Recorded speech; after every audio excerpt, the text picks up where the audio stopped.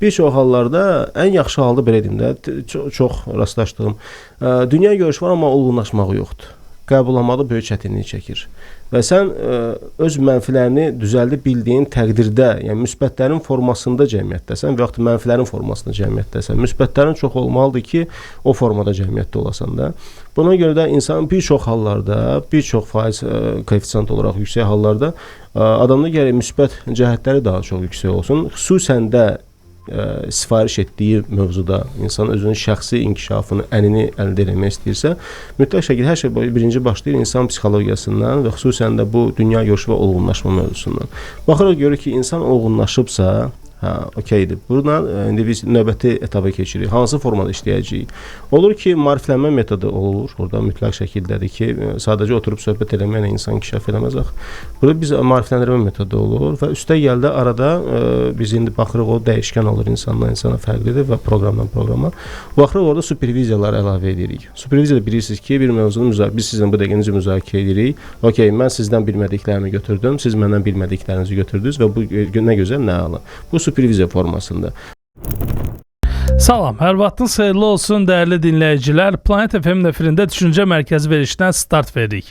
Verilişin aparıcısı mən Təbriz Sarjinski, profiler, insan tanıma mütəxəssisi. Bugün də çox maraqlı bir mövzu müzakirə edəcəyik.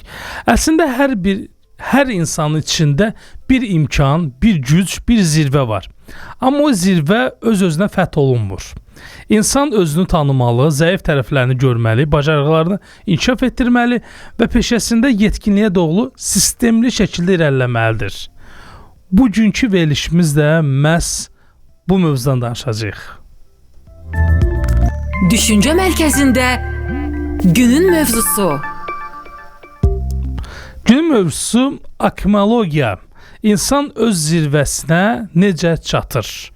Əminəm ki, dəyərli dinləyicilər, sizin üçün də çox maraqlı olacaq ki, insan necə zirvəni fəth eləyə bilər, necə öz potensialını tam şəkildə realizə eləyə bilər. Və bu mövzunu müzakirə etmək üçün bizim studiyamızın dəyərli qonağı psixoloq, akmoloq Rəvan Soltandır. Rəvan bəy, xoş gəlmisiniz. Xoş gördük. Belə gözəl pozitiv aurada sizi xüsusi olaraq salamlayıram. Təşəkkürəm, minnətdaram. Əminəm ki, bugün verilişimiz çox maraqlı olacaq. Digər verilişlərimiz kimi. Çünki biz intellektual insanlar dəvət edirik verilişimizə ki, onlar fayda verə bilsinlər, fərqli məlumatlar çatdıra bilsinlər. Akmologiya sözü demək olar ki, çox az rast gəlinən sözlərdən biridir. Ümumiyyətlə, akmologiya nədir? Necə bunu sadə şəkildə izah eləmək olar? Əslində özlüyündə də çox sadə bir açıqlaması var. Bildiyiniz kimi akme və logos sözünün birləşməsidir. Akme yüksəliş deməkdir. İnsan şəxsiyyətinin ən yüksək versiyası və logos da öyrənən sahə. Yəni insanın ən yüksək sahəsini, ən yüksəyini, ənlərini öyrənən bir sahədir. Burada təbii ki, insanda bildiyimiz kimi həm şəxsi tərəfi var, həm peşəkar tərəfi var. Və elə bil qızıl ortadır ki, insanın şəxsi və peşəkar fəaliyyətinin ən yüksəklərini, ən yüksək bacarıqlarını ortaya çıxaran sahədir. Və bu sahə təbii ki, sizdən tamamilə razıyam ki, xüsusən də Azərbaycanda az rastlanan bir mövzudur.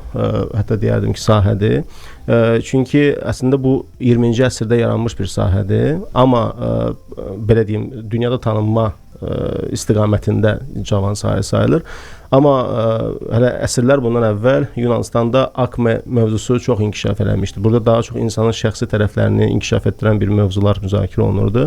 Və bu gündəmimizə gəlib çatandan sonra bilirsiniz ki, hazırki müasir tələblər və sair digər mövzulara görə insanın şəxsi fəaliyyətində müəyyən geriləmələr olur deyə bu mövzu təzədən aktuallaşdı və 20-ci əsrdən etibarən artıq bu daha çox Rusiya Federasiyası ərazisində artıq gündəmə gəldi və bu şəkildə artıq kənarlarda yayılmağa başlayır.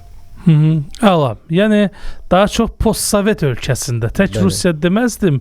Mən biraz araşdırdım, baxdım. Orada Belarusya da var, Qazaxıstan da var, digər ölkələr var ki, orada məhz demək o daha çox inkişaf edib, daha çox Rusiyanın üzərində daha çox dayanırlar. Əslində maraqlı bir sahədir. Mənim üçün də maraqlı gəldi. Görüm Rəvan bəy ümumiyyətlə necə çalışır? Çünki mən sizi illər tanıyıram artıq. 2012-2011-dən yəni tanışıq, köhnə dostlardanıq. Bu baxımdan da istədim mən maraqlı gəlir görək ki, ümumiyyətlə hansı şəkildə bu sahəndən siz məşğul olursunuz. Ümumiyyətlə akmeologiyanı psixologiyadan fərqləndirən nədir? Gözəl sual verdiniz. Çox hətta nöqtə atış elədiniz. Bəli, akmeologiya inkişaf psixologiyasının bir hissəsi sayıla bilir, amma tam o deyil. Psixologiya bildiyimiz kimi kənar mühit və proseslərin insanda olan əksidir. Psixologiya bunu öyrənir, amma akmeologiyada isə inkişaf etdirmə daha çox fokuslanır. Burada net olaraq işlənilir və inkişaf üzərində çalışılır. Psixologiyada biz bildiyimiz kimi, bəs indi oxşar cəhətləri də var, onlar haqqında danışsaq məncə daha ətraflı olar. Baxsaq ki, psixologiyanın cəmi 6 dənə sütun bəndi var. Bu kognitiv prosesdir, affekt mühitdir, mən konsepsiyasıdır, bu geniş bir sahədir və motivasiya mühitidir, davranış, aqressiya və antigenez və filogenez inkişaf üzərindən danışılan mövzular. Bu 6 dənə bəndin belə deyim, toparlanmış bir və inkişafa meyllənmiş bir icmasıdır deyərdim, hətta akmeologiya. Və burada xüsusən vurğulanır burada affekt və mən konsepsiyası. İnsan içindəki o cövhər ki var, bilirik də, hər kəsin içində müəyyən, hər kəs özü-özlüyündə müxtəlif mövzularda birincisi həm mükəmməliyyətçidir, ikincisi də çox yaradıcıdır. Və bunu tapanda insan artıq özünün içindəki o, necə deyərlər, cövhərini tapa bilir. Nəyə görə? Biz xüsusi diqqət edirsək, keçmiş zamandan tutmuş ta indiki zamana qədər baxsaq, görəcəyik ki, həmişə perfeksionizm və mükəmməliyətçiliyi həmişə biz tənqid eləmişik ki, lazım deyil, çünki bu insanları şəxsi həyatı korlayır. Lazımdır mı ümumiyyətlə, necə düşünürsünüz? İndi belə deyim ki, bizə seçənək yoxdur əslində, lazımdır yoxsa yox. Əslində bu var bizdə, hər birimizdə və keçmişdə nədənsə İdarə etmək mənasında, bəli, tam doğrudur. Əvvəl misal üçün deyirlər ki, mənəvi mövzularda mükəmməliyətçi olmaq müsbət qarşılanır. Və deyirlər ki, ən yaxşı insan olmalısan, daha böyük xeyirxahlıq eləməlisən və s. və s. Amma sonra gördük ki, hətta bunun belə ziyanı var və hətta Freud bildiyimiz ki, nevrotik davranışda mövzusunu çıxartdı ortaya. Digər mövzularına əsaslandı ki, artıq bunun belə mükəmməliyətçiliyi belə ziyan verir insana. Və peşəkar fəaliyyətdə isə mükəmməliyətçi davrananda bilirsiniz ki, insanda o tükənmişlik sindromuna gətirib çıxardır. Yəni, neynəsək də eləsək də, amma bizdə bu mükəmməliyətçilik məsələsi bizdə bayağı bir mənfi izlər qoya bilir. Amma biz bunu mütləq şəkildə idarə etməliyik, çünki bunsuz belə olmaz. Hətta leadership sahəsini belə əhatə edir akmeologiya və deyirlər ki, orada var menecer, var lider. Menecer liderdən fərqli bir çox deməyək, bir neçə mövzular var ki, liderdən fərqləndirir meneceri. Menecer misal üçün duyğularını, hisslərini qısıtlamağa kimi bir məcburiyyət hissi var içində menecerin. Amma daha çox məntiqsel yanaşır da menecer işi. Bəli. Planlamaq, icra etmək, hədəfə çatmaq. Bəli. Amma lider də isə deyir, yox, mən duyğularımı inkişaf etdirməliyəm. Niyə? Çünki duyğuların qarşısında qalmaq böyük bir iradə tələb eləyir. Məhz iradədir ki, menecerlə lideri bir-birindən ayıra bilir. Bu mənim, təbii ki, fikrimi siz daha yaxşı bilərsiniz, bu sahədə daha çox çıxışlarınız var. Və digər məsələdən baxanda, bu menecerlə və lider məsələsinə baxanda, hansı olursa olsun, hansı mövzuda perfeksionist davranırsa, mükəmməliyətçi davranırsa, o sahədə mütləq şəkildə görəcəksiniz ki, geriləmə var. Və çünki burada rus dilində icazə olarsa bir söz var, deyir, vıqaraniya deyilən bir söz var. Yəni peşəkar fəaliyyətdə də var, o tükənmişlik. O vıqaraniyaya görə məhz sözü işlətir, çünki orada yanma sindromu deyirlər, bəli. Bəli, o yanma məsələsi var. Çünki insan elə bilir ki, doğrudan yaxşıdır, mükəmməliyətçi davranmaq. Bunu xüsusən biz gənclik vaxtlarımızda, yeniyetmə vaxtlarımızda daha xüsusi bir aladvan şəkildə yaşayırıq biz bunu və bunun eyforiyasına düşürük. Yəni akmeologiya deyir ki, mükəmməllikdən qaçmaq lazım. Çəkilir o tərəf. Və burada xüsusi bir məsələ vurğulanır mən konsepsiyasına. Mən konsepsiyadır. O konsepsiya nədir? Yəni indi bilirik təbii ki, nədir? Sadəcə bilməyənlərə açıqlamaq, əlbəttə açıqlamaq. Bəli, yəni bir məqsədə xidmət edən bir neçə toplum. Burada indi biz mən konsepsiyasından danışırıqsa, insanın mənini inkişaf etdirən mövzular. Burada xüsusən nəyə biz fikir veririk? Deməli, insan təbii ki, indi mənin biz tərifini vermirik. Sadəcə indi fikir paylaşma edirik ki, mənin normalda iki forması olur. Var mən obrazı, bir də var real mən məsələsi. Real məndə insan özünü hiss etdiyi formadır, amma mən obrazı qarşı tərəfə hiss etdirdiyi formadır. Yəni obraz mən göstərdiyimdir, realsa mən əsl özüm olduğumdur. Bir çox hallarda nə ilə üzləşirik və bunu hal-hazırda izləyicilərimiz, dinləyicilərimiz də deyəcəklər, adəsən məndə də var belə bir şey və yaxud da ətrafında qonşumda kimdəsə var və çox yayılmış bir məsələdir. Nə? İnsan obrazı, mən obrazı o qədər inkişaf edib ki, real məni inkişaf etdirməyə vaxtı mı qalmayıb, yoxsa onu prioritet saymayıb. Və müəyyən bir dönəmdə, xüsusən də 30-lardan sonra insan o bayaq dediyimiz yanmaq məsələsi ki var, tükənmişlik məsələsi ki var, bax onu mütləq şəkildə yaşayır.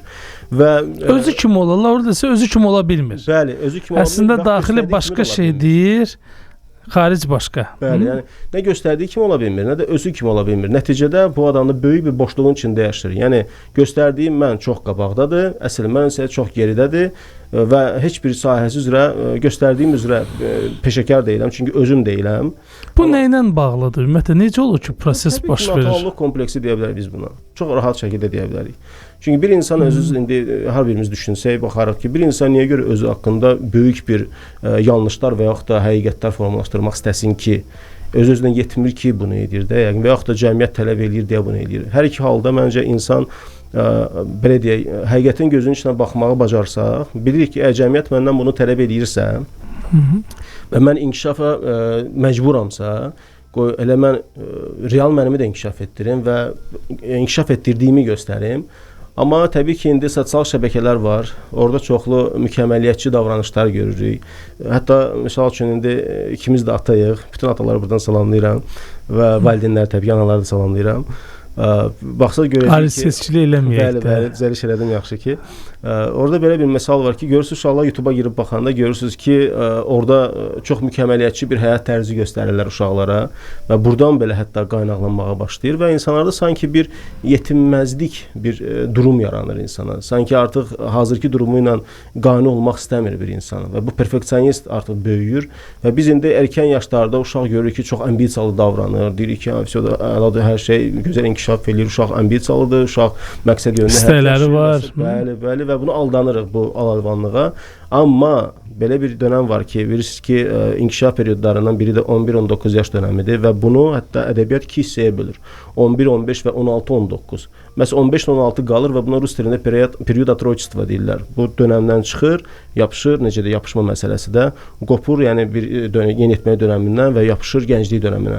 Və bu dönəmdə insan artıq polyarlıq formalaşır və bunun artıq bir çox məsələləri ortaya çıxır. Yenə də orada deyirik ki, uşaqdır, ambisiyalar düzələcək. Bu cür energetik və çox impulsiv davranır. Deyirik ki, uşaqdır, böyüyəcək, amma 20-lərdə gəlib çatanda görürük ki, yox, biz artıq buna nevroz deyirik, bipolyarlıq deyirik artıq və s.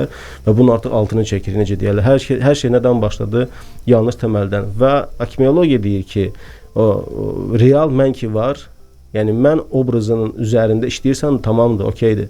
Amma sən real mənəvi də unutmamalısan deyə insan bunu həm də başa düşür 30-larda və daha yuxarılarda deyə müasir akmeologiya 30-50 yaş aralığını əhatə edir, öyrənir. Amma bu əsla o demək deyil ki, yəni 30 yaşdan aşağı insan heç vaxt akmesini düşünməməlidir. Sadəcə prioritet deyil onun üçün. Prioritet olan insanlar bəli var, müraciət edirlər, işləyirik. Çoxluq məsələsi var. Çoxluq məsələsi var. Bəli. Maraqlı yanaşdınız. Bax, elə bu sualdan yola çıxaraqdan akmeologiya insanın real mənini, yəni hansı kriteriyalarla dəyərləndirir? Gözəl. Belə deyim, az öncə qiyasladıq akmeologiyanın, psixologiyanın, inkişaf psixologiyasını. Elə bu psixologiyadan çıxış elə bilərik bu mövzuya. Bu, belə deyək, mən konsepsiyasının ümumiyyətlə 3 təməl sütunu var. Bu, özünü dərkdir, ikinci özünü qiymətləndirmə və üçüncü özünü aktuallaşdırma mövzusudur. Akmeologiya həm də aktuallaşdırma mövzusunda bəs təkan verməyə daha çox meyil göstərir. Amma demirəm ancaq budur. Yəni orada daha çox meyil göstərir. Baxın, əgər bir insanda özünü dərk məsələsi yoxdursa, özünü dərk nə deməkdir? Misal üçün kimsə gəlir Təbrizdən soruşur ki, Təbriz Rəvan necə insandır? Təbriz deyir ki, bu cür insandır. Gedirlər başqasından soruşurlar, Rəvan necə insandır və bunların hamısının ümumi bir Rəvan təsvirini ortaya qoyurlar və Rəvandan sonra özündən gəlib soruşurlar ki, Rəvan sən necə adamsan? Əgər mən özüm haqqında ətrafım mənə haqqında dediklərindən fərqli bir yanaşmam yoxdursa, izahım yoxdursa özüm haqqında, bu o deməkdir ki, mən özümü dərk eləməmişəm deməkdir. Dərk nə vaxt baş verir? Bildiyiniz kimi bütün informasiyaların müşayiət edən bir emosiyalar olur və insan bütün həyat tərzi emosiya plus IQ gedir də, intellekt gedir və bir insan ki, bir mövzuda heyrətlənmə hissini yaşamadısa, o onu heç vaxt idrak edə bilmir.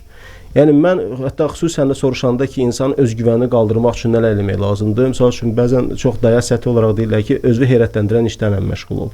Bu niyə görə lazımdır? Çünki sən özünü heyrətləndirirsənsə, hər hansısa bir özünə aid bir hərəkətlə, bu demək ki, özünü idrak edirsən deməkdir. Bizim həyatımız isə zaten idrak etdiklərimizə istinadən yaşayış tərzimizdir. Yəni bizim bütün həyat tərzimiz özümüzü necə idrak ediriksə, bu cürdə yaşayırıq, həyat yaşayırıq. Nəyə anlayırıqsa, onu da o cürdə yaşayırıq. Bəli, bəli. Və bu özünü dərk məsələsidir. İkinci özünü qiymətləndirmədir. İndi o mövzunu da biz bilirik artıq. Yəni bu dəyərlərə əsaslanmış mövzulardır, amma bunun üzərində çox qalmaq istəmirəm. Amma daha çox deyərdim ki, aktuallaşdırma mövzusu. Və üçündə sonda bunu mən bir kombin hala gətirəcəm. Aktuallaşdırma belə deyək. Bir insan çox gözəl insan ola bilər, özünü idrak edə bilər. Bir insan ətraf aləmdə gözəl hörmət sahibi ola bilər. Amma biz bilirik ki, bunlar hamısı gəlici və gedici mövzulardır. O halda daha tez gedici olur ki, insan bu mövzuda özünü aktual saxlaya bilmir. Bu hazırki zaman, bu da davamiyyətdə də verir axı. Bu davamiyyət üçünsə yeganə bir mövzudur ki, dayanıqlıq və davamlılıq. Bəli, bunun üçün də böyük iradə tələb edən bir mövzudur əslində bu. Məhz iradə üzərində işləməlidir ki, insan belə bir nəticələr gəlsin, çıxsın. İradənin isə imtahanı nədir? Səbirdir. Səbir isə dözməklə heç bir əlaqəsi yoxdur. Səbir sadəcə nə deməkdir? Gözləmə rejimidir. Sadəcə bəzi hallarda bilirik də, yəni biz hamımız birdən-bir alim olmaq istəyirik. Amma olmaz axı. Biz səbir lazımdır. Səbir nədir? Tunelin sonunu görə bilirsən. Və gözləmə rejimindəsən. Amma gözləyib də sadəcə əlinin üstünə qoymursan. Yenə də çalışırsan və zamanını gözləyirsən. Belə olduğu təqdirdə insan bir iradəsini ən azından itələyə bilir. Və burada xüsusi bir məqam qeyd etmək istəyirəmsə, əgər danışma imkanım varsa. Deməli, burada üçünü də gördüyünüz kimi burada var öz qiymətləndirmə, özünü dərk, özünü aktuallaşdırma, öz məsələsi. Burada bir çox ədəbiyyatlarda fərqli cür izahlar verirlər, tandem halını, izahını verirlər. Amma burada bir gözəl bir məqam var ki, rus dilində buna deyirlər, öz məsələsində deyir ki, samo sözü var, samoocenka digər məsələlər. Amma orada deyir ki, o samo əslində samoocenka mənası deyil, yəni sam məsələsi, özün məsələsi deyil. Burada samostoятельная samoocenkadan gelir söhbət. Samostoятельная aktualizasiya, samostoятельное познание idrakdan gedir. Sərbəst də, yəni. Bəli, sərbəst şəkildə. Heç kimin müdaxiləsi olmadan, heç kimin köməyi olmadan insan özünü dərk eləməsi, qiymətləndirməsi və aktuallaşdırması mövzudan gedir söhbət. Yəni özümə kifayət qədər peşəkarcasına yetə biləcəyim bir həyat tərzindən gedir söhbət ki, bu da mən konsepsiyasının necə deyirlər bir nöqtəsini qoya bilən bir mövzudur. Bəli, maraqlı bir nöqtədir əslində. Özgüvən nədir belə götürsək? Özgüvən tərifi normalda daha sadə dildə desə, insanın özünə qiymət verməsidir. İnsan nə dərəcədə özünə hörməti, dəyəri var və özgüvən də adətən situasiyada özünü göstərir. Yəni bayaq dediyiniz kimi, yəni heç kim yoxdur, sən təksən və çıxmısan döyüşə, həmin anda artıq nəyə qadir olduğun, hansı dözümlülük səviyyən və yaxud da hansı effektivsənsə, hansı istiqamətdə orada özünü göstərir. Və həmən o sizin dediyiniz sərbəstlik orada lazımdır. Həqiqətən də praktika çox önəmlidir. Ümumiyyətlə insan həyatında mənini dərk eləməsi üçün mütləq situasiyalar olmalıdır. Bizdə bayaq uşaq psixologiyasından danışdıq, yeniyetmə psixologiyasında. Bizdə valideynlərdə əsasən iki tərəfdə boşluqlarımız var. Bir sərhədlərdə boşluğumuz var. Valideynlər övladlarına sərhəd saxlaya bilmirlər və ya sərhəd qoya bilmirlər hansısa bir mövzularda. Bunu öyrədə bilmirlər. Sərhəd çox önəmlidir valideynin. İkincisi, valideyn sanki övladını, mənim övladım hamıdan mükəmməldir düşüncəsində yaşayırlar. Amma normalda real dəyərləndirə bilmirlər. Yəni real dəyərləndirmə nədir? Bunun bacarığı budur, belə oxuyur. Bunu biz 9-cu sinif imtahanı verib, deyir, mənim qızım yaza bilmədi. Mənim qızımda falan oldu. Müəllim yaxşı olmadı. Hər bir şey dedim, bir dəqiqə saxlayın. Qızınız nəyi bacardısa, onu da yazıb. Bəli, stres, imtahan təzyiqi ola bilər, müvəqqətidir. Hardasa bu çəkə bilər 10 dəqiqə uyğunlaşana qədər. Ondan sonra sən nəyə qadirsənsə, odur. Yəni, övladın nəyi bilibsə, onu da yazıb. Ya bu baxımdan da bizdə bax o ikinci tərəfdə var ki, mükəmməllik duyğusu Və həmən mükəmməl duyğusu da mən təlimlərdə həmişə deyirəm, insanı gərgin saxlayır. Bəli. Nəinki özünü, başqalarına da zülm verir, ətrafına zülm verir. Məni də zəiflədir. Çünki heç nə ilə, heç bir uğuru ilə qane ola bilmir. Heç özünü qoydu qırağı. Yəni hər zaman mütləq müdaxiləsi var. Mütləq təzyiq olmalıdır. Oradakı sən niyə vaxtına gəlmədin? Niyə bunu eləmədin? Niyə bunu yarımçıq qaldı? Niyə olmadı da, resursu budur da bu adamın. Buna qədərdir də insana bir şey qəbullanmaqda əziyyət çəkirlər. Razıyam sizdən. Burada mən icazə olarsa bir əlavə etmək istərdim. Bu insana o güvən məsələsinə vardıqda baxırıq ki, əslində tez-tez danışırlar ki, insan öz güvənindən danışırıqsa, insan hər şeydə özünə güvənə bilməz axı. Bu məsələ də var da. Əlbəttə ki. Əksər hallarda bu valideyn-övlad münasibətlərində həm də onu görürük ki, uşağın bacarmadığı bir mövzuda uşaqdan güvən tələb edirlər. Və güvən əslində necə yaranır insanda? Hər birimiz bunu zaten həyatı gözümlü yaşamırıq da. Necə baş verir həyat? Deməli, insan hansı mövzuda nəticəlidirsə və qane olacaq şəkildə, formada nəticəlidirsə, o mövzuda insan güvənir özünə. Misal üçün, mənə desəz ki, Rəvan, adını yaza bilirsən, okey, təbii ki, yaza bilirəm, amma bu mövzuda güvənirəm özümə. Məsələn, mənə deyin ki, fransız dilində öz adını yaza bilirsəm, güvənmirəm. Niyə? Çünki burada nəticəli deyiləm. Demək ki, burada nə çıxır ortaya? İnsan nəticəli olduğu mövzularda güvənə bilər yalnız özünə. Və bir çox hallarda həm özümüzə qarşı, özümüzdən misal üçün güvən tələb edirik və o güvəni biz doğrultmayanda özümüzə qarşı bayağı bir məyusluq yaşayırıq və emosional pozuntu ilə vaxt yaşayırıq. Bir mövzudan əgər biz həm stres alırıqsa, həm bir məyusluq yaşayırıqsa, birbaşa bir emosional pozuntu və bu təbii ki, mütəmadi hal alırsa, biz artıq emosional bir pozuntu yaşamış oluruq və ondan sonra bilirsiniz də bütün stres və s. digər mövzular gəlib çıxır. Yəni bir halda ki, biz hansı mövzuda nəticəliyiksə, o mövzuda güvənə bilərik, özümüzə anlayışını idrak edə bilmiriksə, bu deməkdir ki, güvənli yaşamaq bizim üçün həmişə qaranlıq qalacaq.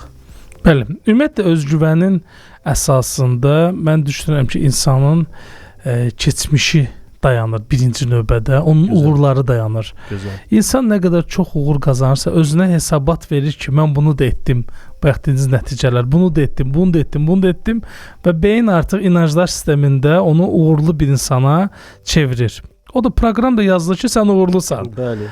Ona filan mövzuda. Hə, ümumiyyətlə bir şey deyim, əlbəttə hər mövzuda insan uğurlu ola bilməz. Lakin burada önəmli nöqtə odur ki, özgüvən hərəkətdir. Özgüvən bir cəsarət duyğusudur da. Yəni insan hərəkətə getsin. Ola bilər ki, hesablamadan da insan bəzən addım ata bilir də hardasa. Özgüvəni yüksək olub da dala qayıtma ehtimalı var. Gözəl. O da bəzən insanın özgüvən aşağı düşür. İnsan getdiyi yoldan dala qayıda bilmir. Batdıqca dala batır. O bəzi pis vərdişlər var. Bu Babək Bayramov da bura gələndə psixoloqla da danışmışıq. Bu məsələn qumar oynayan insanlarda insan bir dəfə uduzur, iki dəfə uduzur. Əslində qumarı onu dərinə batırmağın səbəbi məhz onun adı nədir? O qumar oynamasıdır. Məhz pulu dala qaytarmasıdır. Yəni onu uduzmağı qəbul eləməməsidir. Gözəl. Bax özgüvən hissi də yüksək olanda insan başa düşür sən uduzdun da qurtardı da. Bunu özünə dərd eləmə də. Bağla, sənin işin deyil bu. Keç başqa işlə məşğul ol. Bax burada həmən o nöqtədə özgüvən lazımdır. Mənim maraqlı olan bir siz nədir? Akmeologiyada siz ümumiyyətlə bir akmeolog olaraq hardan başlayırsınız? Məsələn, bir adam gəlir, bu təlimdir, konsultasiyadır, yoxsa hansısa bir praktik çalışmalardır, nəyin üzərində insanlarla işləyirsiniz? Və saat necə, hansı vəziyyətdə? Mən elə birinci sual verdim də o kriteriya ilə bağlı. Məsəl üçün bir adamın hansı ölçülərdən hesablayırsınız ki, bu adam tutalım ki, mən uyğunda akmeolog siz dediniz, bunlar və hansı şəkildə siz işləyirsiniz? Mənim maraqlıdır. Tamam. Deməli, belə deyək, birinci insan bilməlidir ki, hansı proqramla özünü inkişaf etdirəcək. Əgər bunu bilmədən durub gəlirsə, biz birinci onu tanış edirik. Nə ilə tanış edirik? Az öncə dediyim kimi, bu psixoloji 6 dənə bəndlə. İndi belə deyək də, siz də indi korporativ olaraq işləyəndə sifariş alırsınız, hansı mövzuya çatışmırsa, onlar yazı proqramını işləyirsiniz və s. Bu da məsələ o cür. Test edirsiniz, yəni necə? Test edirik, biliyorsunuz, superviziya formasında bir dialoq edirik, intervyu keçiririk, baxırıq ki, insan nə istəyir və özündə nə var, nə verə bilir ki, nə almaq istəyir. Baxıb görürük ki, bu mövzuda onun kəsadları varsa... Misal gətirə bilərsinizmi? Misal üçün deyək. Təcrübənizdə. deyim, hal-hazırda çox böyük bir qlobal problem olğunlaşmaq və dünya görüşü məsələsidir. Adətən deyirlər ki, gəzmə ilə insan dünya görüşü inkişaf edir. Dünyanı belə gözlə görə bilmək o deməkdir ki, dünya görüşüdür. Dünya görüşü həyatı o pink açkini çıxardıb da həyatı olduğu kimi görməyi bacarmaqdır da dünya görüşüdür. Amma olğunluq məhz o gördüklərini qəbullanmağı bacarmaqdır olğunluq. Bir çox hallarda, ən yaxşı halda belə deyim də, çox rastlaşdığım, dünya görüşü var, amma olğunlaşmağı yoxdur. Qəbullanmada böyük çətinlik çəkir. Və sən öz mənfilərini düzəldə bildiyin təqdirdə, yəni müsbətlərin formasında cəmiyyətdəsən və yaxud mənfilərin formasında cəmiyyətdəsən. Müsbətlərin çox olmalıdır ki, o formada cəmiyyətdə olasan da.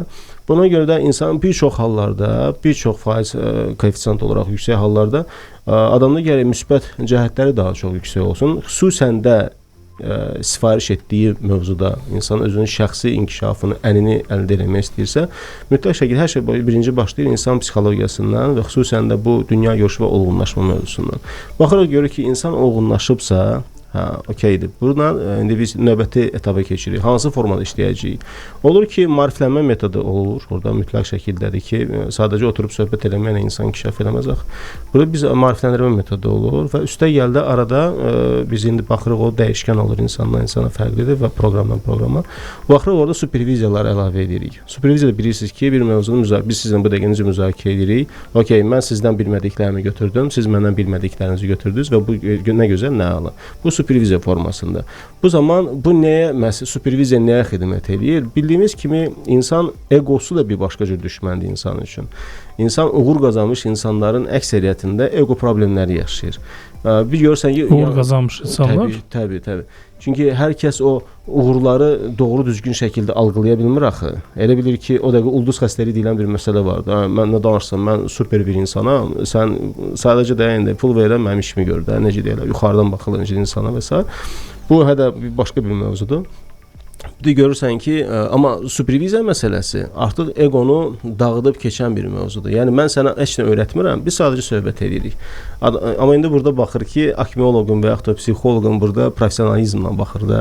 Yəni prosta sadəcə olaraq söhbət elədi, yoxsa bayağı bu psixoloq işlədi burada, akmeoloq burada işlədi, yoxsa yox. Təbii ki, bu nəticədə görürük. Xüsusi halda nə qədər zaman lazımdır ümumiyyətlə nəticə üçün? Mən təxminən misal üçün belə deyim, normalda bilirik ki, 2 həftə-45 gündə insan beyni vərdiş alınır. Siz daha yaxşı metaproqram siz mən öyrətdiniz bu arada bunu. Metaproqram mövzusunu. Bu metaproqram belə baxanda bilirsiniz ki, 2 həftə 45 gün ərzində daha çox otura bilir də insana da. Bu net olan bilir ki, hər kəsin müəyyən bir metaproqramı var, uğursuz bir metaproqramı var ki, insan o olgunlaşa bilmir də. Burada bir müsbət nəticə əldə edir. Metaproqramlardan istifadə edirsiniz. Bəli, təbii ki, sayənizdə. Gözəl. Əla. Siz mən maraqlı nədir? Yaxşı bir mövzuya toxundunuz. Olğun olmaq, yəni yetkin olmaq. Azərbaycan daha yetkin sözü var. Bu mənə daha çox xoşum gəlir. Ümumiyyətlə transaksiya analizi var Erik Börün nəzəriyyəsində. Var uşaqlıq, var valideynlik, var yetkinlik. Uşaqlıq odur ki, bu insanlar məsuliyyəti üzərlərindən atırlar, bütün gün cığallıq eləyir, hamı bunları sevməlidir, bunlar birinci olmalıdır, o mükəmməllik duyğusu bunlarda pikdir və daim ən yaxşı məndə olmalıdır, mənə baxmalısınız. İkinci valideynlikdir. Bunlar həmişə hər şey nəzarətdə saxlayırlar, konkret tapşırıqlarla işləyirlər, tələblərlə işləyirlər. Yəni hər şey yerində olmalıdır da. Yəni icazəsiz bu şey eləyə bilməzsən, valideyn daim nəzarətdir. Bir də var yetkin. Hansı ki bu adam etdiyi davranışların hər birini məntiqsəl edir. Artıq burada duyğuları arxa plana atır, hesablayır, ölçür, biçir. Ondan sonra qərarlar verir. Nə yaxşıdır mənə, nə pisdir. Harda zəifəm, harda güclüyəm. Mən düşünürəm ki, insanın yetkinləşməsinin də ən vacib bir nöqtəsi var. Bilirsiniz ən vacib nöqtəsi nədir? Məsuliyyət. İnsan ki, məsuliyyəti üzərinə götürdü, hər şey yerinə oturur. Və məsuliyyəti dərk eləməsi də bu da çox önəmlidir. Yəni insanlar bəzən məsuliyyəti dərk eləmirlər. Məsuliyyət nə olduğunu bilmirlər. Məsuliyyətin əslində çox rahat bir tərifi var. İnsanın özünə və başqalarına qarşı demək, öhdəliyi yerinə yetirmək. Amma burada əsas 2 nöqtə var. Vaxtında və yerində öhdəlik. Zaman məkan olar. Bəli, çünki əgər bir şey vaxtında eləmirsənsə, eləyəcəm də. eləyərik də, gedərik də, iş görərik də. Hə. Bu cür məsuliyyətdən uzaqlaşma. Deyirəm, təsəvvür edin ki, bir adam sudan yanır. Siz o suyu verirsiniz 1 saatdan sonra. Həmən anda eləmək lazımdır. Və ya da həmən yerində etmək lazımdır. Sizcə bu niyə görə insan eləmir, bunu ertələyir? Məsələ nədir? İnsanın ümumiyyətlə məsuliyyət hissinin oynaması onun birbaşa olaraq nə dərəcədə komfort zonasından çıxıb-çıxmamağıyla bağlıdır. Güzel. Yəni insan nə dərəcədə rahatlıqdadır. Rahat olan adam, baxın bunu bir sıra misallarla gətirmək olardı. Rahat evdə böyüyən bir övlad, böyüyəndə çox rahat böyüyür. Yəni bu adam istəmir əziyyət çəksin də. Onun üçün biz deyirik ki, valideynlərə ki, övladınıza uşaq vaxtından zəhmətə qatlandırın. Çünki insan nə qədər zəhmət çəksə, nə qədər hərəkətli olsa, idman nədir? Zəhmətdir də. İdman onu artıq iradəsini, onun dözümünü artırır. Bu baxımdan insan nə qədər rahatlığa düşürsə, bir o qədər məsuliyyətdən qaçır və deyir, mənə lazımdır bunu eləyim. Oturmuşuq da gün kimi də. Və ən pis odur ki, bəzən əziyyət var, adamı ağrılar. O ağrılar da insanı komforta salır. İnsan əziyyət çəkir, bir problemi 10 dəfə yaşayır. O problem də əslində insan üçün bir komfort zonada öyrəşir ona. Yəni vərdişdən uzaqlaşmaq lazımdır. Amma akmeologiya da Təbriz bəy burada deyir ki, həmişə ertələyən insanlar perfeksionistlər olurlar. Yəni bir mövzuda insan o da var, bəli. Hansı mövzuya perfeksionist yanaşırsa, misal üçün mən atıram, bayaq soruşdunuz, kitab yazmısan yoxsa hal-hazırda görürsə yazmamışam. Niyə? Çünki çox mükəmməliyətçi davranır bu məsələyə. Akmeologiya sizə kömək edə bilmir bəlkə. Məsələn ki, mən bu məsələyə çoxlu perfeksionist yanaşıram deyə, görürsə bunu ertələyirəm misal üçün. Səmimi danışmaq lazımdır. Həyatda əslində hər şey o qədər sadədir, o qədər sadədir. Ən çətinləşdirən mənalandırmadır da. Yəni beyin hər şeyi mənalandırır. Əgər doğrudan da düzgün mənalandırsa, həyatda uğurlu olacaq. Akmeologiya haqqında Azərbaycanda yeni səslənən bir istiqamətdir. Hansı ki, əslində mən belə başa düşürəm, bu həmçinin şəxsi inkişafla bağlıdır. Psixologiya, şəxsi inkişaf birləşmiş pedaqogika birləşmiş bir sistemdir. Necə düşünürsünüz? Ümumiyyətlə bu bir insanın potensialını aşkar etmək üçün akmeologiyada daha çox hansı alətlərdən istifadə olunur? Gözəl. Birinci, insan həyat xəritəsini çizmək lazımdır. Baxmalısan ki, insan istədikləri nədir, səndən istədikləri nədir. Amma həyatda müvəffəq olduqları nədir? Və təbii ki, biz bilirik ki, insan gəlişimi ki var, formalaşması. Bir çox hallarda insan özünün natamam hiss etdiyi mövzularda mükəmməl olur. Nə vaxtsa atıram ki, birinin pulu az olub, indi görürsən ki, biznesmendir. Kimisi nə vaxtsa dostlarım gözəl bir sözü var, deyir, хороший psixoloq da psixoloqsa şramla. Yaxşı psixoloq, yəni şramlı psixoloqdur. Kimisi nə vaxtsa uşaqlıqda çoxlu şramlar olub, indi psixoloqdur.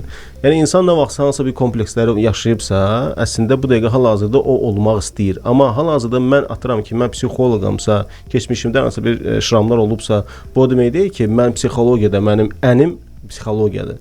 Bunu artıq çözmək lazımdır və bu birinci bu məqamdan başlayırıq və kəşfiyyat edirik də necə deyirlər və təbii ki, bacarıqlarına sonra baxırıq ki, əslində hansı bacarıqları var və akmeologiyada fikir versəz görəcəksiniz ki, orada yaradıcılıq mövzusu da deyilir. İnsan iki mövzuda mütləq fikir vermək lazımdır. İnsan mütləq ki, hansı mövzuda mükəmməliyyətçidir, ona baxırıq. Bir də ikinci, mütləq ki, insan hansısa mövzuda yaradıcıdır, bir ona baxırıq. Bir insan mükəmməliyyətçi olduğu mövzularda ertələyəcək, vay o hala ki, ertələdiyi mövzuda onun yaradıcılığını üzə çıxardan mövzu olsun və o insan heç vaxt formalaşa bilmir. Biz həmin orada nə edirik? Artıq terapi işləyirik. Bu adam artıq birinci niyə görə sən bunu eləmək istəmirsən mövzularını işləyib qutarandan sonra artıq o arada bütün o bariyerləri qaldırandan sonra artıq proqram qurub artıq gəlişməyə başlayırıq. Yoxsa bu adam hal-hazırda yaralıdırsa, düzdür, çox belə güclü söz səsləndir. Yəni yaralı deməyək də, yəni hansı bir yardım travması var da hardasa. Travması bəli varsa, o mövzu var, sən bu yaralı barmağa danışmaqla bu düzələn bir şey deyil axı. Onu sən bir hələ düzəltməlisən, ondan sonra inkişaf etməlisən. Bax bu, yəni spontan mövzular olur, spontan olur yəni mövzular. Yəni net olaraq baxsa, birinci kəşfiyyat və onun üzərindən işləmə gedir. Əla. Ümumiyyətlə necə düşünürsüz? Akmeologiyanın yəni belə götürsə zirvəni fəth etmək deyirsiniz də, çox böyük səsləndir ona görə. Bəli, bəli. Yəni, çox böyük səslər əslində o ən zirvə özü ən deməkdir də. Bəli, Amma bəli. Akmeloqa bu tərəfdən deyir ki, mükəmməllikdən uzaq dur. Zirvə mükəmməl, biraz paradoks hiss eləyirəm. Ona görə də necə düşünürsüz? Ümumiyyətlə bir insanın zirvəni fəth eləməsi üçün ona hansı bacarıqlar lazımdır? Məsələn, Akmeloqa hansı bacarıqları verir ona? Çox gözəl bir sözdür. Baxın, deməli, çox vaxt soruşurlar ki, necə oldun, psixologiyaya gəldin və s. Bir belə deyim, layihə işlədiyim bir insan var idi. Bilirsiniz ki, mən daha əvvəl biznes sahəsində, daha çox belə menecment sahəsində işləmişəm və s. Və bir gün bir layihə işlədiyim bir insanla söhbət edəndə, Türkiyə vətəndaşı idi. Gözəl bir söz dedi. Dedim ki, abicim, əlimdə bu qədər resurs var, nə edeyim? Dedi, koçum, nəyi bacarırsan, birinci ondan başla. Bildiyin işdən də. Möhtərəm, bəli, bəli. Yəni mənim arzularım başqa ola bilər. Mənim komplekslərimin gərəyi olaraq mənim formalaşdığım bir mühit başqa bir şey ola bilər. Amma mənim bacarıqlarım da bir başqadır. Orada artıq bir indi fikirləşsək, bacarıqlarımda mükəmməliyyətçilik, yaradıcılıq deməyək, mükəmməliyyətçiliyin bir rolu varmı? Yoxdur, yəni bacarığım budur zaten. Mən bunu bacarıramsa, bu da nə mükəmməliyyətçilik? Bunun mükəmməliyyətçiliyi zaten bacarıram deyə bacaracağam zaten mən bunu. Demək ki, bacarığı birinci, o cövhər ki bayaq dedi, o bacarığı ortaya çıxarmaq lazımdır. Bir də unutmayaq ki, insan həm də bacardığı mövzularda yalnız və yalnız yaradıcı davrana bilir. Az öncə dedik, Akmeloqanın açar nöqtələrdən biri də odur. Və orada xüsusi bir açar məqamlarından biri də bayaq dediyimiz məsələdir. Dünya görüşü və olğunlaşmaq, qəbullanmağı düzgün bacarmaq. Bunlar olmadığı təqdirdə, bax, mən həyatı olduğu kimi görə bilmirəm, heç nəyə qəbullana bilmirəm və hansı mövzuda yaradıcıyam onu bilmirəm, mükəmməliyyətçiyəm yoxsa yox, onu da bilmirəm, yaxşı, mən də sənin gələcəyi bilmirəm. Ata bildim. Və bu pillələri aşağı-aşağı biz bilirik ki, artıq insan bəlkə doğru bir kurs seçib, bəlkə doğru bir istiqamət seçib, bəlkə doğrudan da bunun o travmaları, bunun bir komplekslərinin nəticəsi üzrə formalaşdırdığı məni bəlkə doğrudan elə varmalı olacağı bir məsələdir. Biz onu bilmirik axı. Biz ona görə insandan insana o fərqlidir, yəni o baxıb yerində bilə bilirik ki, yəni bu 4 dənə kriteriyanı keçirik.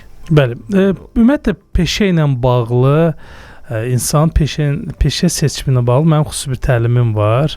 Adətən fərdi olaraq yeniyetmələrlə işləyirəm ki, bir peşəni necə insan özündə tamamlaya bilər. Əslində peşə bir maraq deyil. Maraq var onun üçün, amma tam maraq deyil. Peşə bir pul qazanan yer deyil. Əslində pul var onun içərisində. Var pul qazanmaq, var pulu qazanmaq. Pulu qazanmağı bacarmaq lazım. Bəli, bahalı işlər, insanlar bu gün orada yanılırlar. Daha çox ən çox gəlir gətirən nə iş var, onunla məşğul olum. Daha çox, yəni harda boşluq var, ondan tapım, qazanım. Amma onlar insanı xoşbəxt eləmir. Çünki peşənin içində bir dəyərlər sistemi var. Hansı ki, bu mənim nə qədər dəyərlərimə uyğundur. Bu mənim nə qədər həyatıma təsir eləyir. Çünki mən bu peşənin içindəyəm. Həyatımın ən gözəl vaxtlarını, çağlarını, zamanımı buna həsr eləyirəm. Öyrənməyim üçün, inkişafım üçün. Ən təhlükəli nöqtə birisi nədir? NLP-də hədəf qoymada bir maraqlı bir nöqtə var. Demək, ekologiya. Mən bu hədəfə çatanda nələri itirəcəm və nələri qazanacam. Ən təhlükəli bir şeydir ki, təhlükəli deyil, o da dəyişir, həmişə var. Yəni sən illərimi sərf edirsən bir sahəyə, görmüşəm belə insanlar. 20 il, 25 il, sonra gəlib ki, mən psixoloq olmaq istəyirəm. Mən tapdım 50 yaşında, mən 40 yaşında tapdım, 55, 60 yaşında, 65 yaşında. Yenə də bu da əladır, tapmaq da çox mükəmməl bir şeydir, yəni insanın həyatında. Evet. Lakin yəni bunu kaş ki deyirəm 25-də, 23-də, 20-də başlasaydınız daha mükəmməl olardı. İndi sən 65-də başlamısan, gəl indi bunu özündə formalaşdır da, daha inkişaf. Amma yenə də istənilən vaxtda heç nə gec deyil. Gözəl. Hər şey, yəni ümumiyyətlə nə zaman insan nəyə hazırdırsa onda başlamalıdır. Amma doğru, dürüst insanlarda məsləhət almaqla ki, onu yön verə bilsin. Həmişə deyir, gözəl sürücülər olur. Biz bilirik ki, bu yarışmalarda, formalarda misal üçün keçirənlər var. Amma o sürücünün yanında oturan bir şturman da olur. Yəni sən super sürücü ola bilərsən, amma sənin şturmanın yoxdursa, o sürət sənin sonuna gətirib çıxaracaq. Bəli. Tamamilə doğrudur. Həqiqətən də elədir.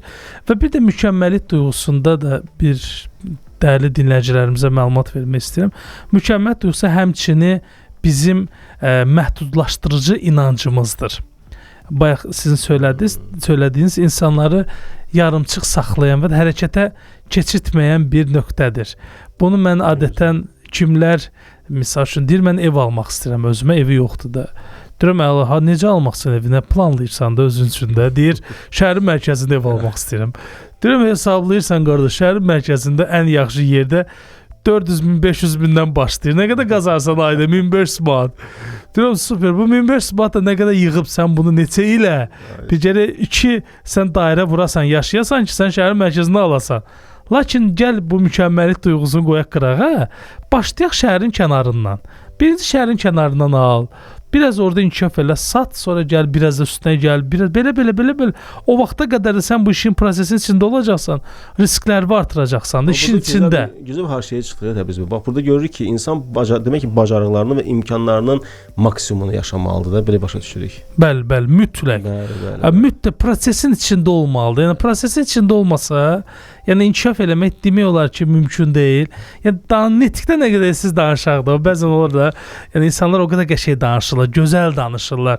Amma hərəkətə gələndə göstər də, nəyə bacarsan onu göstər. Praktika çox önəmlidir, yəni çox vacib bir məsələdir. Demək, belə bir deyim var, coachingdə belə bir yanaşma var. Var bilmək, var etmək, var olmaq.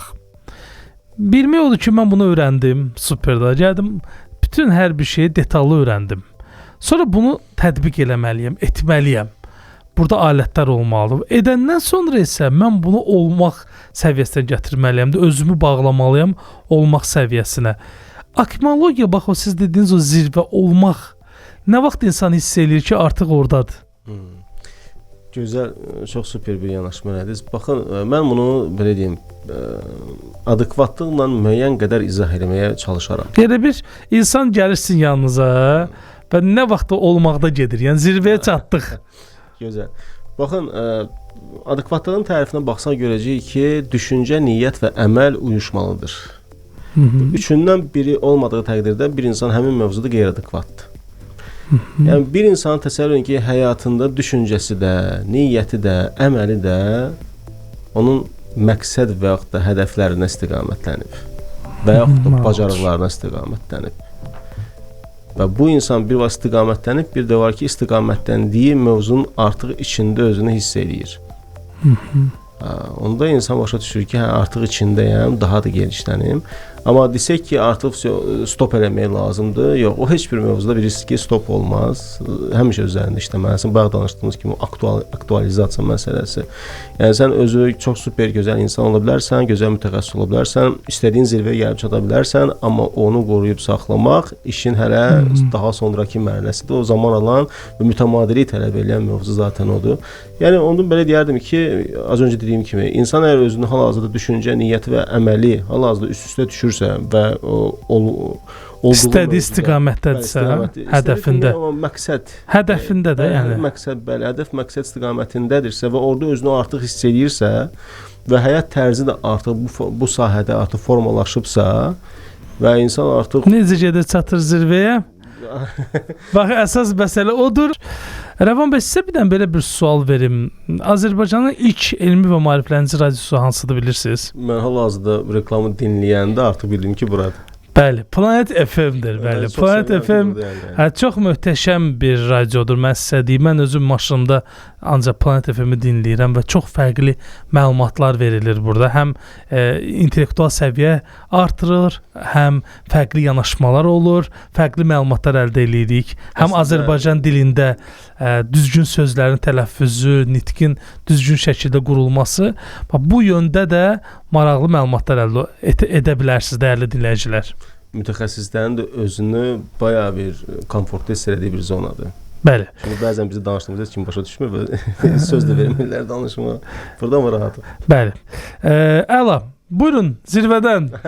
Zirvənin bir də başa salın görə akmologiya o zirvəsi haradır? Deməli, baxın, akmologiya bir ümumi bir sahə deyil. Var pedaqogiyanın akmologiyası var, misal üçün ümumi akmologiya məsələsi var. Yəni necə anlayır ki, zirvəyə çatdı? Yəni bir müştəri gəldi sizin yanınıza. Gəldi, dedi, mənim problemim var və gəldi ki, mən istəyirəm özümü inkişaf etdirim. Akmeolog Rəvan bəy deyir, məni inkişaf etdir. Mən istəyirəm ki, aparıcıyam, gəlmişəm. İstəyirəm aparıcılığımın zirvəsini fəth eləyim. Mən nə zaman hiss eləyəcəm və hansı kriteriyalarla hiss eləyəcəm ki, mən artıq aparıcılığın zirvəsindəyəm? Gözəl bir sual verdiniz. Deməli, psixologiyanın özündə az öncə dedik axı, akmeologiya həm də kəsişir inkişaf psixologiyasında və inkişaf psixologiyasında xüsusi bir məqam qeyd olunur. Var mühit və proses məsələsi. Psixologiyada belə də ümumi olaraq desək, yalnız bir proses, o da kognitiv prosesdir. Qalan digər mövzular hamısı mühit sadəcə. Mühit isə səbəbdir. Nəyə görə məhz proses sözü, bu açar sözdür əslində proses. Proses var fəaliyyət, fəaliyyətlər toplusu, bir də var proses. Nə olan bir şeydir? Biri var ki, insan səhərdən axşama qədər bir çox işlə məşğul olur, amma yorulmur. Amma bir də görürsən ki, 3 dənə işlə məşğul olur, amma yorulur. Yorulanda nə vaxt yorulur? İnsan proses olaraq yaşamır məsələni. Bəs bir fəaliyyətlər toplusunu proses eləyən mövzu nədir? Biz indi ona odaklansız baxırıq, görürük ki, deməli, ardıcıllıq məsələsi mütləq vacibdir. Prioritizasiya mütləq vacibdir. Və biz prosesi əldə edirik də, amma bəs prosesi bizdə canlandıran, belə deyim, o cövhər nədir? O isə mühitdir. Demək ki, burada mühit, bacarıq və imkanlar və bunların fonunda bilirsiniz ki, psixologiyada vacibdir. Və bunların fonunda baş verən proses, yəni əlaqəli şəkildə baş vermiş fəaliyyətlər toplusu. Bunlar hamısı tandem halında idirsə və az öncə dediyimiz kimi olğunlaşma və qəbullanma məsələsi də yerindədirsə, biz başa düşürük ki, və bunlar bütün bu kriteriyalara cavab verirsə, artıq insanın həyat tərzi, bu önəmlidir bu arada, həyat tərzi və fəaliyyət planlamasının gətirdiyi nəticəlilik bütün bu mövzulara uyğundursa, biz artıq bilirik ki, bu insan artıq özünün akmesinə gəlib çatıb. Çünki insanın insana akmeləri müxtəlifdir, yəni, və mövzuya görə də dəyişir. Amma biz baxırıq, az öncə dediyimiz kriteriyalarla, baxırıq ki, adamın sifarişi uyuşursa, biz bilirik ki, artıq insan orada akmedədir. Və ondan sonra təbii ki, support mövzusudur, dəstəkləmə mövzuları.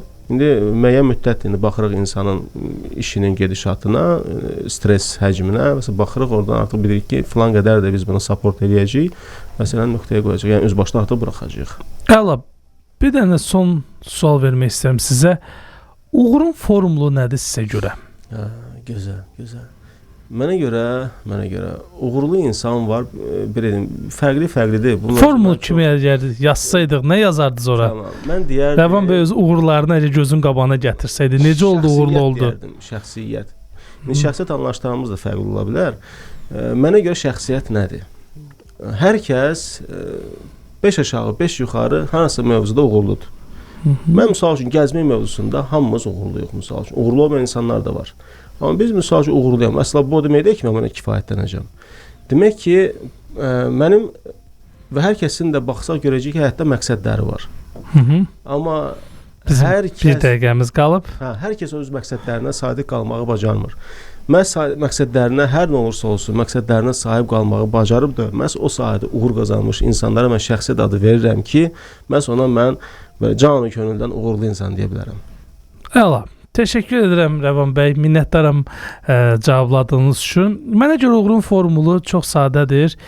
Bilik, bacarıq, bir də networking. Yəni ətraf.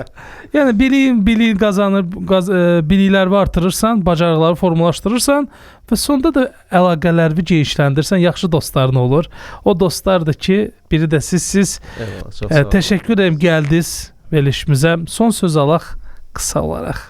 Qısa olaraq deyim ki, az öncə çox gözəl bir əslində vurğuladınız. Mən biraz geniş akmeoloji dedim, amma tam-tamına düz deyirsiniz ki, insan bacarıqlarının və etdiklərinin nəticəsi və ortaqsıdır. Hər kəsə emosional deyil, emosiyalardan fürsət olaraq və emosiyalar mühit olaraq və emosiyalardan bir əlaqəlilik olaraq istifadə edib də rasionallığa köklənib bunların ikisinin bir tandemini yaşamağı arzu edirəm ki, belə olduğu təqdirdə bilirik ki, emosional intellekt və insan olğunlaşa bilir. Bəli, təşəkkür edirəm, minnətdaram gəldiniz. Qonağımız akmeolog, psixoloq Rəvan Soltan idi. İndi isə keçirik günün aforizminə. Düşüncə mərkəzindən günün aforizmi. Günün aforizmi Napolyon Hill'dəndir. Güc və inkişaf yalnız davamlı səy və mübarizə ilə gəlir. Həqiqətən də bu belədir. İnsan doğrudan da davamlı, dayanıqlı olub da davamlı hərəkət edirsə, mübarizə aparırsa, həyatda uğurlu olur. Təşəkkür edirəm dinlədiniz bizi. Planet FM efirində Düşüncə Mərkəzi aparıcınız mən Təbriz Sarjinskidir. Profiler insan tanıma mütəxəssisi. Qismət olsa 4-cü gün saat 4-də görüşəcəyik. Sağ olun.